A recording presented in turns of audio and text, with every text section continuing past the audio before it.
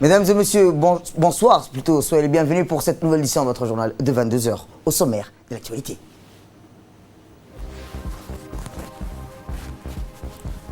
À la une dans l'actualité nationale, l'OCE inaugure son siège provisoire à Djibouti.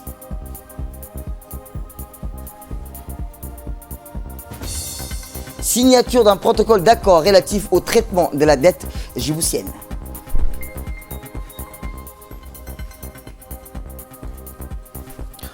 Et enfin, dans l'actualité internationale, un premier cas du variant du Covid-19 britannique détecté aux États-Unis. C'était les titres. Merci si vous nous rejoignez. Le président de la République, son Excellence Ismaël Omar Guelleh, a condamné avec force l'attentat perpétré ce soir à l'aéroport de la ville d'Aden et qui a visé des membres du nouveau gouvernement de l'Union nationale du Yémen. Cette condamnation du chef de l'État est intervenue dans un message de soutien et de solidarité qu'il a envoyé à son homologue yéménite, M. Abdo Rabbo Mansour Hadi. L'attentat meurtrier qui a eu lieu aujourd'hui à Aden est l'œuvre incontestable des détracteurs souhaitant maintenir le Yémen dans le chaos et l'anarchie, a-t-il écrit le chef de l'État. En prenant pour cible les nouveaux membres du gouvernement d'union, il apporte la preuve qu'ils sont opposés au retour de la concorde dans ce pays, a-t-il mis en lumière, relevant sa foi en l'échec prévu à ceux qui cherchent à disconvenir les aspirations légitimes à la paix et à la stabilité du peuple frère yéménite. Le chef de l'État qui a profité de ce message pour retirer, à l'instar des autres pays membres de la coalition, l'attachement de la République de Djibouti à l'unité du Yémen, a exprimé au président Hadi et à travers lui la nation yéménite tout entière ses condoléances et celles de l'ensemble des Djiboutiens. L'attentat perpétré à l'aéroport de la ville yéménite Aden visait les membres du nouveau cabinet de ce pays qui revenaient d'Arabie Saoudite. Selon un bilan provisoire relayé par les médias et les presses du monde, il fait 26 morts et plus d'une cinquantaine de blessés. Fin du communiqué. Direction le Pakistan où le président de l'Assemblée nationale, M. Mohamed Ali Ahmed, effectue depuis mardi 29 décembre une visite officielle de 4 jours au Pakistan sur invitation de son homologue Mohamed Sadiq Sandrani, président du Sénat de la République islamique du Pakistan. À son arrivée à l'aéroport, le président Ahmed a été accueilli par les autorités locales, conduites par le sénateur Mirza Mohamed Afridi. De lors au salon d'honneur de l'aéroport, les discussions ont tourné autour de la redénomination et la coopération entre les deux pays. Le président du Parlement a affirmé que le renforcement de la coopération entre les deux pays sera au centre de discussion qu'il aura avec les élus du peuple, les autorités pakistanaises. Rappelant que le PAN a été accompagné pour cette occasion par une importante délégation composée des parlementaires, des cadres de l'institution, du représentant du Pakistan en République de Djibouti et d'une autorité militaire, en l'occurrence le chef de corps de la Marine nationale, le colonel Ahmed Daher Jama. Aussitôt dans l'après-midi, le président du Parlement a été reçu par le président du Sénat pour un tête-à-tête avant de prendre part à une séance de travail entre les deux délégations pour jeter les bases du cadre qui devront servir à l'accord du partenariat entre les deux assemblées nationales. Lors de ces rencontres, le président Mohamed Ali Ahmed a tenu en amont à transmettre les salutations du président de la République, son Excellence Ismaël Omar Guelleh. Il a ensuite tenu à exprimer en son nom propre et au nom de sa délégation toute sa gratitude et son extrême reconnaissance pour l'accueil et l'hospitalité qui lui aura été réservée. Par ailleurs, le président a évoqué avec son homologue les voies et moyens d'intensifier et de renforcer davantage les relations bilatérales entre les deux pays par la promotion des échanges, des visites, aussi bien des officiels que de la communauté des hommes d'affaires, afin d'explorer les possibilités d'investissement. Retour à Djibouti sous la présidence de l'honorable Kaltoum Farah Saïd, les membres de la commission de la législation et de l'administration générale des droits humains élargis à celle des charges du développement social et de la protection de l'environnement se sont entretenus aujourd'hui en vue d'examiner le projet de loi numéro 105 de l'année 2020 de la 8e législature, modifiant partiellement la loi numéro 154 de l'année 2002 de la 4e législature portant codification du fonctionnement de l'OPS, du régime général de retraite des travailleurs salariés et élargissant le champ d'application de l'assurance volontaire aux assurés sociaux du régime particulier. Cette réunion collégiale de commission s'est déroulée en présence du ministre du Travail chargé de la réforme de l'administration, Ismaël Ibrahim Roble, accompagné de ses principaux proches collaborateurs.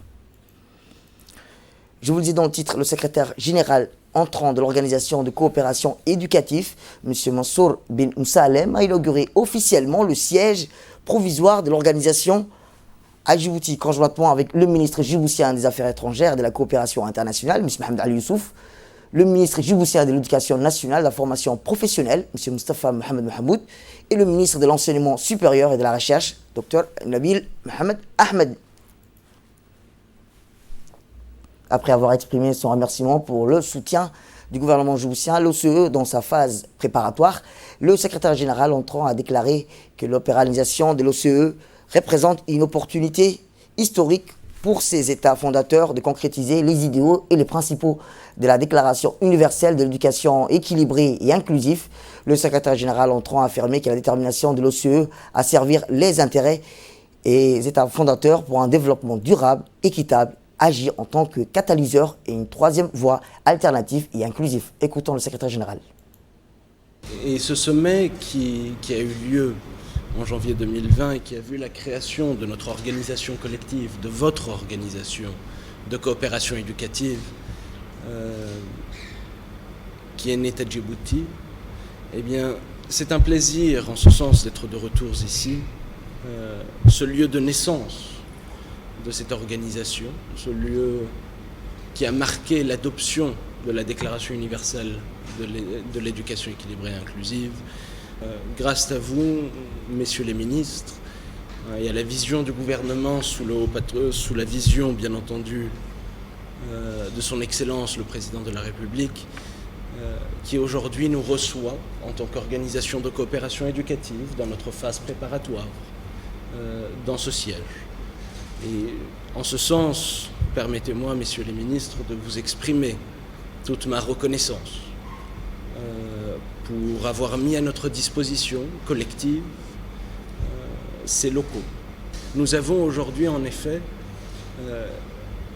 la majorité écrasante, afin de le dire ainsi, des acceptations nécessaires afin que notre charte puisse rentrer en vigueur dans les plus brefs délais et ainsi pouvoir tenir l'Assemblée générale et avoir une organisation de coopération éducative, cette organisation collective,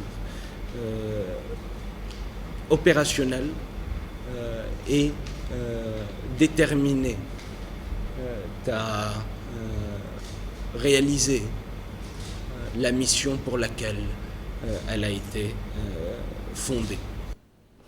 Eh bien, le ministre djiboutien des Affaires étrangères, de la coopération internationale, ainsi que son homologue de l'enseignement supérieur ont tour à tour exprimé la détermination de son pays de compléter les efforts entrepris par l'OCE en vue de son opéralisation et d'appuyer ses travaux et son programme d'activité. Je voudrais tout d'abord vous féliciter pour la confiance qui vous a été donnée lors du sommet qu'il y a eu à Djibouti pour vous nommer à ce poste important pour conduire l'organisation. Je voudrais également vous féliciter pour vos nouveaux locaux, en espérant que ces locaux ne seront pas que provisoires, mais qu'ils vont également, dans la continuité, être définitifs. En tant que membre de cette communauté de l'éducation, de cette communauté éducative, nous ne pourrons que être, je dirais pas les artisans, mais vous accompagner dans cette... je ne parle pas de lourdes tâches, mais de tâches très honorables que vous avez. Vous avez engagé votre vie dans un secteur de l'éducation et nous prions Dieu qu'il vous le rende bien à travers votre réussite et à travers tout ce que nous pouvons faire pour rendre le monde meilleur. Ce matin, je suis très heureux d'être avec mes collègues ici afin d'installer notre secrétaire général entrant et qu'il puisse commencer à travailler à la mise en œuvre des objectifs que nous nous sommes tous fixés. Ces quelques mots pour lui réitérer notre confiance, la confiance des États membres, la confiance du pays siège. Et à ce propos, nous avons signé il y a quelques jours l'accord de siège pour l'organisation. Sans plus tarder, j'aimerais le féliciter encore une fois, féliciter le ministre de l'Éducation nationale qui a fait un travail remarquable depuis plus d'1 an et surtout réitérer l'engagement de la République de Djibouti afin que cette organisation puisse prendre son envol et son essor. Merci. Le ministre de l'Éducation a salué les progrès accomplis en vue de la ratification de la charte de l'OCDE et près de 12 mois après la tenue du sommet international de l'éducation équilibrée et inclusive, le ministre djiboutien de l'Éducation et de la formation professionnelle a ajouté que l'OCDE et Djibouti partagent une conviction commune de la nécessité de concrétiser les idéaux et les principes de l'UDAE et a tracé une vision commune pour l'avenir de l'éducation. Écoutons le ministre de l'Éducation nationale et de la formation professionnelle. Avec beaucoup d'émotion que je prends part à l'installation et à la mise à disposition des locaux à l'organisation de coopération éducative ce matin. Je voulais vraiment féliciter le secrétaire général de l'organisation de coopération éducative, cher Mansour, qui ne ménage pas vraiment les efforts pour rendre concret cette vision que nous partageons. Mon département attend impatiemment la mise en marche de cette organisation très prochainement. Et c'est presque au moins d'un an, depuis l'organisation du forum sur justement cette éducation équilibrée et inclusive qui a vu naître cette organisation. Et en moins d'un an, sachant que le monde a été affecté par cette pandémie, qu'on arrive à des résultats concrets, tels que vous l'avez décrit, monsieur le secrétaire général, que ce soit bien sûr la mise sur pied du comité d'experts qui ont déjà commencé à travailler, mais également l'installation et la mise à la disposition de l'organisation de ces locaux. Vraiment, je pense que avec ces locaux et cette installation, l'organisation de coopération éducative est quelque part matérialisée. Je pense que monsieur le ministre, monsieur le secrétaire général, je pense que pour nous tous, ce moment est un moment historique et un moment vraiment important pour notre organisation, pour la concrétisation de cette vision et la mise en œuvre de cette organisation d'une éducation équilibrée et inclusive. Autre actualité dans ces 22 heures, c'est aussi le ministre des Finances, M. Ilyas Moussa Douale, qui a reçu tôt ce matin l'ambassadeur de la République de France à Djibouti, dans son cabinet. C'est dans une ambiance cordiale qui s'est tenue cette rencontre. Le ministre de l'Économie et des Finances, M. Ilyas Moussa Douale, et son hôte se sont félicités de l'excellente relation qui existe entre la République de Djibouti et la République de France. Leurs échanges ont porté sur l'actualité, notamment la pandémie du Covid-19 qui sévit dans le monde, la région de la Corne d'Afrique et autres. L'ambassadeur français a félicité les mesures strictes et la stratégie qui ont été entreprises par le gouvernement djiboutien dans sa lutte contre la pandémie du Covid-19. Les questions indispensables ont porté sur les efforts consentis par la République de Djibouti et la France afin de renforcer les relations de partenariat, mais aussi les nouvelles perspectives qui vont consolider la coopération dans plusieurs domaines nécessaires. Ont participé à cette réunion, outre les proches collaborateurs, l'ambassadeur, le conseiller principal du cabinet du ministre, M. Ibrahim Mahamadou, le directeur des financements extérieurs, M. Ali Gadile. Eh bien, le ministre des Finances, M. Ilyas Moussa Douale, avec l'ambassadeur de France, Arnaud Guillou, ont procédé à la signature d'un accord bilatéral entre la République de Djibouti et la France dans le cadre du protocole d'accord relatif au traitement de la dette. Cet accord, connu sous l'initiative pour la suspension du service de la dette, a été adoubé par le G20 en avril dernier. Ces moratoires vont permettre à la République de Djibouti de faire face à la crise économique liée au Covid-19. Il convient de rappeler que la crise générée par l'épidémie du Covid-19 n'est pas seulement sanitaire, elle est aussi économique et sociale.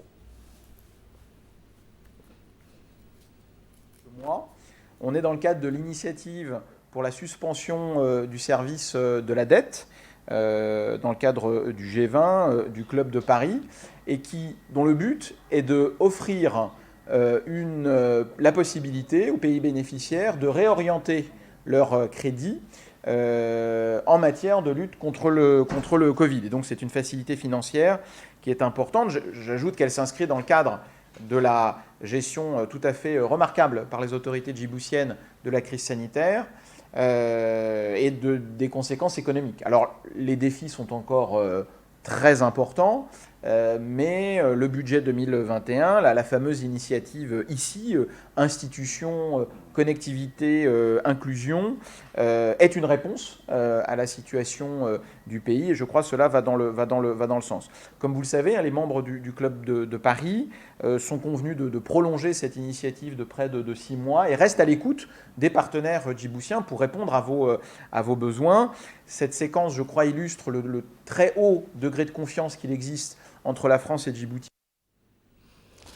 Le ministre, M. Ilyas Moussa Daoualé, a effectivement souhaité une bonne année au peuple et aux membres du gouvernement, en particulier au chef de l'État et à la Première Dame, a déclaré l'année 2020 restera dans les mémoires collectives comme une année charnière. Il a aussi mis en exergue que cet accord rehausse une nouvelle étape aux relations entre Djibouti et la France. Nous l'écoutons.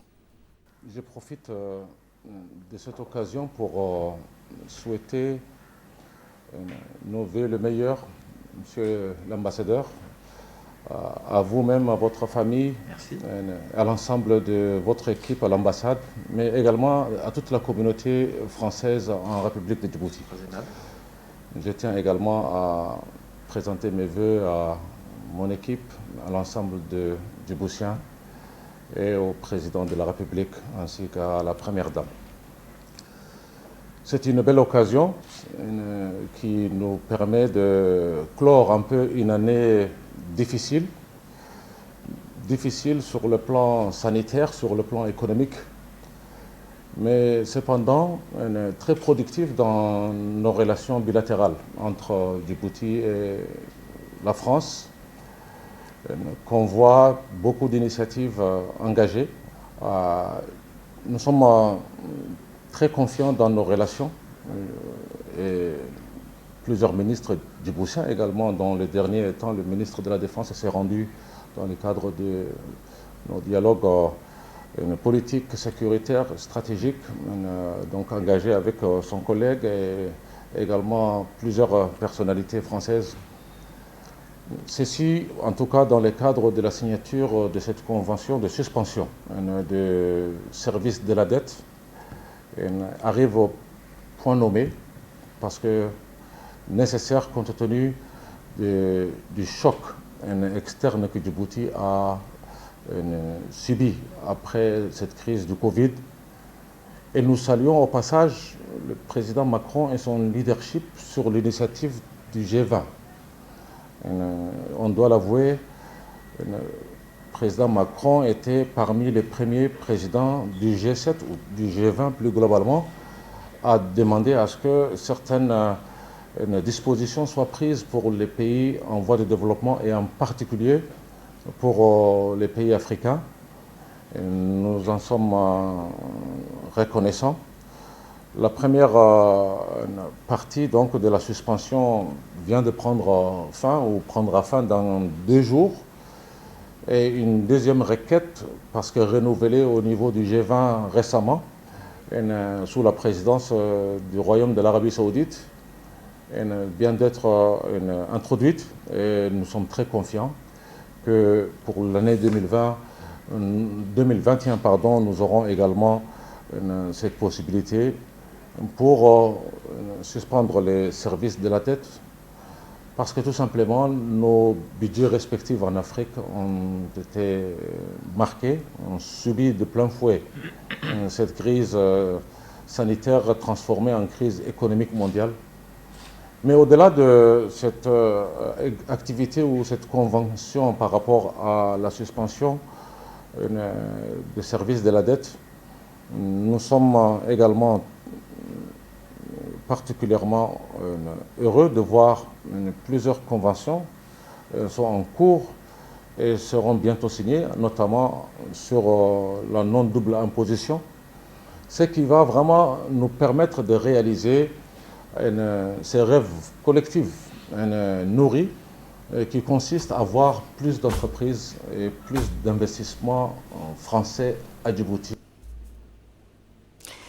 Autre actualité dans ce 22h, une importante cérémonie de signature d'accords d'investissement entre la Great Horn Investment Holding et le China Merchants portant sur le projet de transformation du port historique en quartier d'affaires a eu lieu hier matin par visioconférence. Ce projet de grande envergure, d'un montant total d'investissement de plus de 350 millions de dollars, fera de Djibouti un centre de business de premier plan où les communautés d'affaires venues par le monde pourront se rencontrer et échanger. Les dits projets générera en termes plus de 27 000 emplois.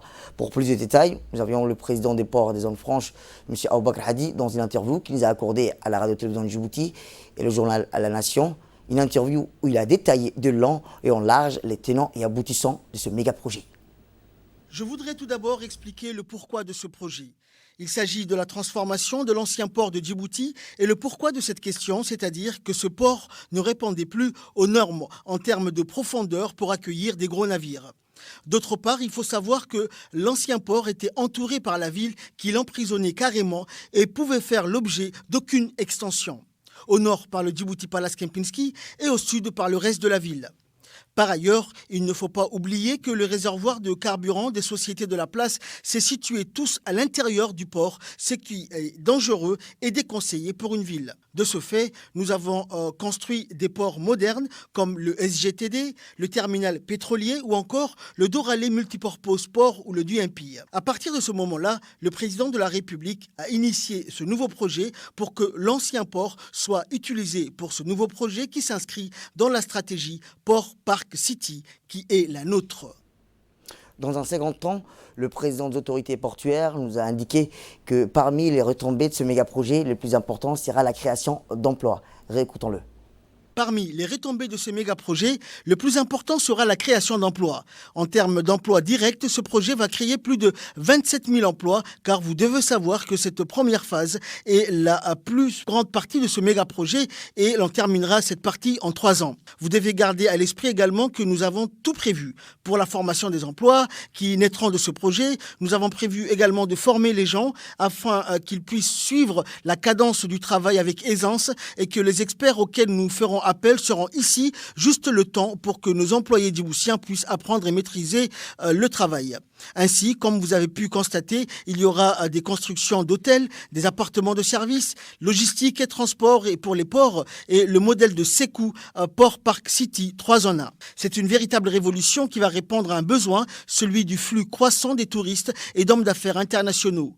Profitons ainsi de notre position stratégique sur l'une des routes commerciales les plus fréquentées au monde, reliant l'Asie, l'Afrique, l'Europe et les Amériques. Ce modèle unique en Afrique va nous offrir une accessibilité parfaite aux entreprises industrielles pour se connecter avec les fournisseurs et clients. Et enfin, M. Aboubakr Hadi nous a indiqué qu'en termes de compétitivité, avec ce nouveau concept réalisé à Djibouti, on se hisse à un nouveau niveau. En termes de compétitivité, avec ce nouveau concept réalisé à Djibouti, nous allons nous hisser à un nouveau niveau. Les différents ports du port de l'Égypte jusqu'en Afrique du Sud, le port de Durban, donc cela permettra à Djibouti de devenir un pays incontournable dans la sphère de la logistique, des transports et des échanges commerciaux internationaux. Maintenant, pensez au nombre de pays de l'Afrique qui n'ont pas accès à la mer et qui ont cruellement besoin de profiter des avantages commerciaux. Vers qui vont-ils se tourner? Au pays qui remplit les critères voulus, c'est-à-dire le pays avec les derniers équipements, dernières infrastructures, mais aussi les dernières technologies. Alors, qui de mieux placé que la République de Djibouti pour répondre à ce besoin? Et si on fait attention, nous avons estimé également plus de 500 millions de consommateurs rien que dans cette partie de l'Afrique. Nous devons garder à l'esprit qu'il faut aussi construire les infrastructures nécessaires, notamment les voies ferrées pour acheminer les marchandises vers ces pays. Rien que le port du Soudan à Mombasa, c'est une distance de 1265 km. Donc, comme vous avez vu, cette fresque que je viens de peindre, il est important de prendre les devants aujourd'hui car il est important de maîtriser les mers, voir nos ambitions se réaliser. Santé à présent, où le ministre de la Santé, Mohamed Warsame Diriye, a présidé la cérémonie de clôture de l'atelier de validation des protocoles du planning familial et d'intégration du dépistage des cancers génitaux féminins dans les polycliniques CMH de région de l'intérieur. Cet atelier de recyclage a été dispensé tout en long à toutes les sages-femmes des structures sanitaires de la capitale et des régions afin de renforcer leurs compétences en matière de santé reproductive. Organisé en étroite collaboration avec le FUNIAP, cet atelier aura permis d'harmoniser et de valider les protocoles centrés sur le planning familial au niveau de toutes les formations sanitaires du pays. La représentante du FUNIAP à Djibouti, Mme Aïcha Ibrahim Jama, a salué cette initiative qui vise à redynamiser les prestations préventives contraceptives visant à améliorer la santé de la mère. Sur le cancer du col et du sein et de leur détection. Donc, je voudrais juste dire un mot sur le planning familial qui est le point d'entrée pour la réduction de la mortalité maternelle. Il doit amener une compréhension au-delà de l'espacement des naissances et doit être intégré au sein des politiques et programmes de développement de notre pays afin de bénéficier du dividende démographique pour l'atteinte du développement durable auquel nous aspirons.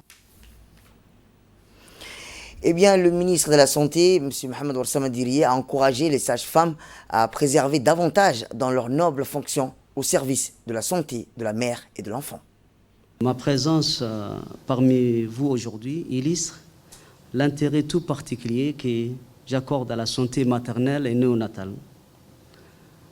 Comme vous le savez, le gouvernement djiboutien a érigé la santé mère-enfant au niveau des priorités nationales. À ce titre, les mères ont un accès gratuit aux services de santé promotionnelle, préventive et curative, aussi bien en milieu urbain que rural. Autrement dit, la mise en place des protocoles de prise en charge standardisés sur les thématiques de la santé reproductive est synonyme d'une amélioration de la qualité de nos prestations. Nous sommes tous unanimement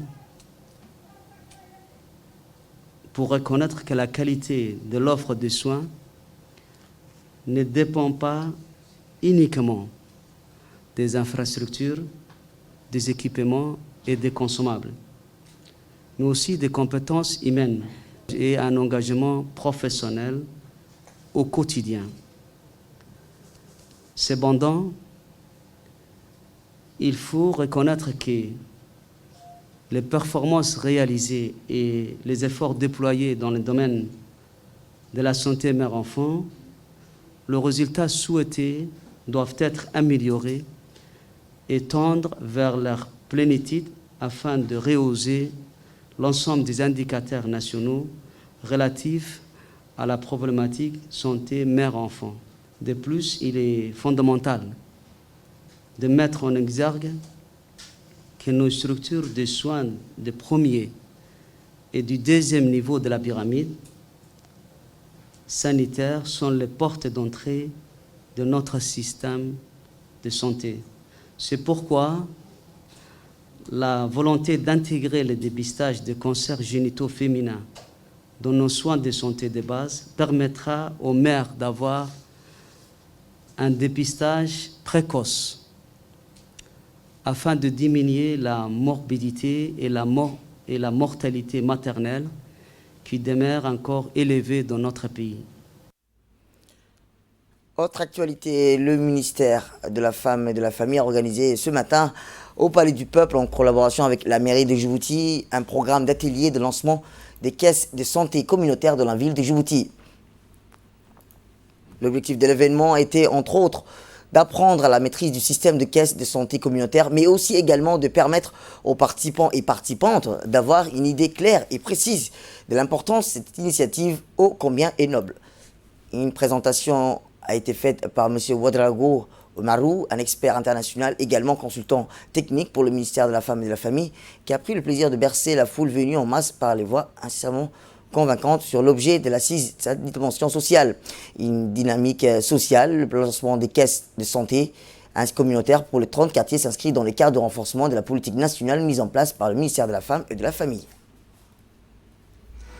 C'est donc une reconnaissance des conseils de quartier comme acteurs du développement local dans la ville de Djibouti et j'en suis pleinement heureuse. Madame la ministre de la Femme et de la Famille, je vous remercie d'avoir daigné faire confiance au conseil des quartiers pour une participation à la consolidation de mutuelles communautaires que vous portez ingénieusement. La représentante du FUNIAP a dans son intervention indiqué et déclaré réjoui quant à la réussite de cet événement de grande envergure mené par le ministère de la Femme et de la Famille en étroite collaboration avec la mairie de Djibouti. L'UNFPA a appuyé depuis 2016 le ministère de la Femme et de la Famille dans la mise en œuvre, dans la mise en place et le suivi de mutuelles communautaires qui ont eu pour objet d'améliorer l'autonomisation des femmes tout en leur facilitant l'accès au microcrédit, l'alphabétisation, aux soins de santé reproductive, y compris la planification familiale, et à travers des actions de formation, de mobilisation et d'appropriation communautaire. Donc, suite à la réglementation des mutuelles par décret, le développement d'une stratégie de développement communautaire en 2019, ainsi que sur la base des acquis de la première phase des interventions, ce projet, le projet sur la consolidation de l'autonomisation des femmes et des filles djiboutiennes, mis en œuvre par le ministère de la Femme et de la Famille, avec le financement de l'Union européenne, met l'accent sur la création de mutuelles communautaires de développement et plus particulièrement des caisses de santé communautaires en vue d'une meilleure prise en charge des problèmes de santé primaires des communautés locales. Eh bien, la vice-présidente de l'UNFD, Mme Hasna Ahmed, a dans son intervention salué les efforts et perspectives et réalisations du ministère de la Femme et de la Famille dans sa lutte incessante pour un élan social plus prometteur en général et en particulier dans l'accompagnement de la population djiboutienne en matière de santé à travers cette initiative de mutuelle et de développement communautaire. Les mutuelles communautaires jouent un rôle déterminant dans l'amélioration de la gouvernance locale et contribuent à la construction d'une communauté forte, organisée, actrice de son propre développement économique et social. C'est pourquoi une communauté à laquelle on a donné des moyens d'agir arrive toujours à prendre en charge son avenir économique et sanitaire. Les individus et les organisations ne font que promouvoir leurs aptitudes et leurs ressources de façon collective pour répondre à des priorités sanitaires. La santé est notre bien le plus précieux et tout groupe humain, quelle que soit son origine, puise sa richesse dans l'entraide et la solidarité, comme d'habitude chez nous. La création des caisses de santé communautaires est non seulement une réponse appropriée, mais également un acte de solidarité fort louable qui encourage la communauté à mettre en commun ses ressources financières dans le but de pouvoir prendre en charge certains besoins de soins, de santé des franges de population les plus fragiles. La ministre de la Femme et de la Famille a dans son intervention remercié au premier abord les femmes et les hommes qui ont contribué de près ou de loin à la réussite de cet atelier de lancement des caisses de santé communautaire qui est une dynamique sociale traduisant la politique nationale que son ministère a mise en place pour l'autonomisation de la population djiboutienne en matière de santé. C'est avec un plaisir que je m'adresse à vous à l'occasion de cette cérémonie de lancement et de remise de caisses communautaires pour 30 quartiers de la capitale. 20 pour la commune de Balbala et 10 pour la commune de Boul'Aus. Le programme qui nous réunit aujourd'hui dans cette salle est inscrit à l'agenda politique du gouvernement et reflète la vision du gouvernement du président de la République, Al-Haj Ismaïl Omar Guelleh. Depuis 20 ans, notre président a toujours milité pour que la population djiboutienne et le peuple djiboutien se prennent en charge et a toujours demandé au gouvernement d'être auprès de cette population pour qu'elle atteigne une certaine maturité et prenne les responsabilités du développement de ce pays. Ce programme ne fait que venir renforcer et appuyer toutes les réalisations qui ont été faites jusqu'à présent. Aujourd'hui, nous sommes ici pour installer officiellement le programme de mutuelle de développement communautaire au sein de 20 quartiers de la commune de Balbala et 10 quartiers de la commune de Boul'Aus. Le programme de mutuelle de développement communautaire a été initié, comme l'a dit la représentante du FNUAP, en 2016 par le ministère de la Femme et de la Famille avec l'appui du FNUAP. il a permis la création de 42 programmes dans 42 localités des 5 régions de l'intérieur. Nous avons voulu, pour la première phase, aller dans les zones les plus éloignées du pays pour pouvoir appuyer, encadrer, accompagner la population afin qu'elle puisse contribuer à son bien-être. Une réunion extraordinaire du Conseil national de la société civile djiboutienne s'est tenue aujourd'hui au Palais du Peuple. Conformément à la réglementation en vigueur de la CNCDH, a procédé à cette occasion à l'élection de son nouveau président. M. Mohamed Abdi Guedi a été élu à la tête du Conseil national de la société civile djiboutienne, qui a tenu aujourd'hui son réunion extraordinaire au Palais du Peuple. L'ensemble des acteurs de la société civile ont été conviés à cet événement qui fut l'occasion d'examiner les voies et moyens de donner un nouveau souffle au Conseil national de la société civile djiboutienne. Rappelons enfin que la Société nationale de société civile, qui a été créée en 2010 à Dikil, au sud du pays, regroupe tous les mouvements associatifs existants en République de Djibouti. Et enfin, dans la page faits divers, pour clore l'actualité nationale, dans le cadre de la lutte contre les trafics illicites et suite à des renseignements regroupés, à ce jour, hier à 6 h, les gendarmes de la brigade PK12 Nord ont effectué une descente dans un domicile au PK12 suspecté de dissimuler des défenses d'éléphants, autrement dit des ivoires. En effet, les trafiquants ont employé 2 jeunes en vue de chercher des clients potentiels pour écouler la marchandise illicite dans les marchés locaux. Sur ce, les gendarmes montent une opération en vue d'interpeller les 2 courtiers. La suite des investigations permet de remonter au détenteur principal des ivoires. Ces derniers a donc été interpellé à son tour et une perquisition effectuée dans son domicile a permis la découverte de 6 défenses d'éléphants dont les poids varient entre 1,5 kg et 1,75 kg et 3,5 kg, cassés en plusieurs morceaux, soit au total 15,8 kg. La valeur marchande de cette saisie est estimée à 20 millions de francs Djibouti. Les auteurs présumés de ces trafics illicites ont été placés en garde à vue et seront déférés devant les justices pour répondre de leurs actes. Le haut commandement de la gendarmerie informe le public que les gendarmes ne mèneront aucun effort pour traquer de jour comme de nuit ces trafiquants qui se livrent délibérément à la commercialisation de ces articles sans soucier pour le respect de la protection des espèces en voie de disparition classifiées par l'UNESCO. Et dans l'actualité internationale, je vous le disais dans le titre, un premier cas variant britannique détecté aux États-Unis. C'est un premier cas du variant britannique de Covid-19 qui a été répertorié sur le territoire des États-Unis. Le laboratoire d'État du Colorado a été le premier du pays à identifier ce variant.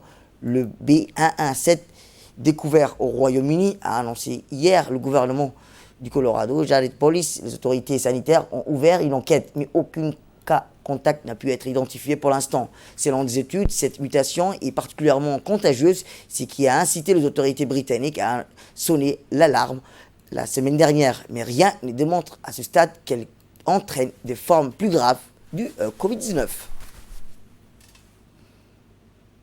C'est tout pour cette édition. Merci à vous de nous avoir suivis. Restez avec nous pour la suite de nos programmes télévisés.